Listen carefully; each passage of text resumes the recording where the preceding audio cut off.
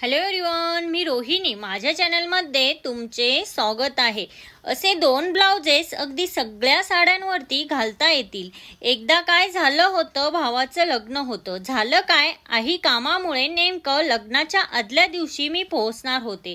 तर मग प्रश्न होता साडी आणि ब्लाऊजचा. माझ्या मम्मीला सांगून साडी तर रेडी झाली, पण आता ब्लाऊजचं काय? आणि मग मी काय केलं, लवकर पोहोचून रेडीमेड ब्लाऊज घेतला आणि मग ते टेलरकडनं फिटिंग करणं आणि ते आलंच. तेव्हा मला काय वाटलं की असा एखादा कोणताही ब्लाऊज शिवून किंवा स्टिच करून ठेवावा की तो कोणत्याही साडीवर वेअर करता यावा. तेव्हापासनं हाच एक प्रश्न माझ्या डोक्यात होता की कोणता असा ब्लाऊज असेल की तो कोणत्याही साडीवरती मॅच होईल. आता नक्कीच तुम्हालाही असा प्रॉब्लेम कधीतरी आलाच असेल, राईट? हो की नाही? नक्कीच आला असेल. चला तर मग बघूयात असे दोन ब्लाउजेस, एक कोणत्याही काठपदर साडीवरती घालता येईल आणि दुसरा ब्लाऊज जो कोणत्याही फॅन्सी साडीवर घालता येईल.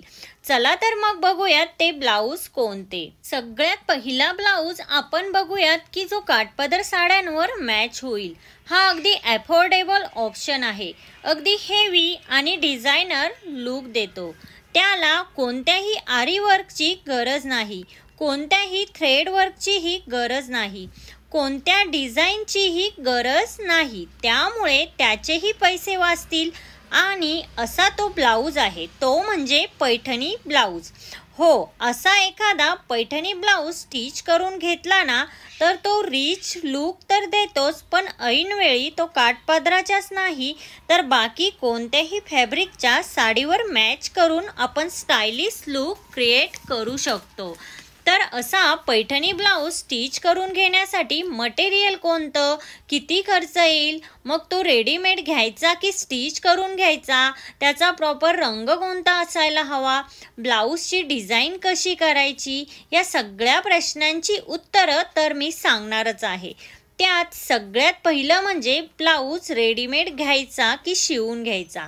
तर मी सजेस्ट करेन स्टिच करूनच घ्या, कारण रेडीमेड ब्लाऊजना परफेक्ट फिटिंगचे शक्यतो नसतात. मग होतं काय, त्यांना फिटिंग करण्यासाठी परत टेलरकडे जावं लागतं.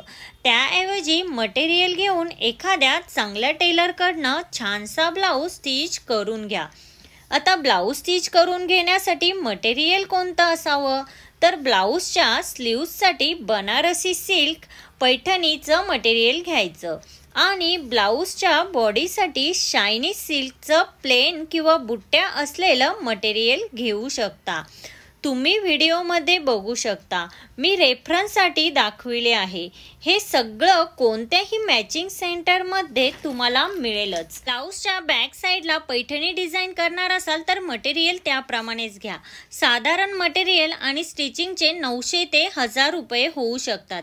आता इम्पॉर्टंट गोष्ट म्हणजे ब्लाऊजचा कलर कोणता घ्यायचा, तर हा ब्लाऊज तुम्ही पिंक किंवा गोल्डन कलरचा बनवू शकता, कारण हे दोन कलर असे आहेत जे सगळ्या साड्यांवर मॅच होतात.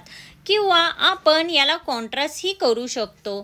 त्यामध्ये स्लीव्जला पैठणी डिझाईन येईल आणि ब्लाऊजची बॉडी पिंक किंवा गोल्डन येईल.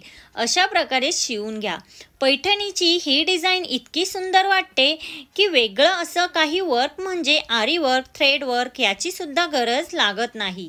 यात तुम्हाला आवडतील असे तुम्ही ब्लाउजेसचे नेक ठेवू शकता, पण हा ब्लाऊज प्रत्येकीकडे तयार ठेवाच. अगदी रेडी टू गो टाईपचा हा ब्लाऊजचा प्रकार आहे. आता दुसऱ्या ब्लाऊजचा प्रकार आपण बघतोय, जो की फॅन्सी साड्यांवर घालता येईल असा.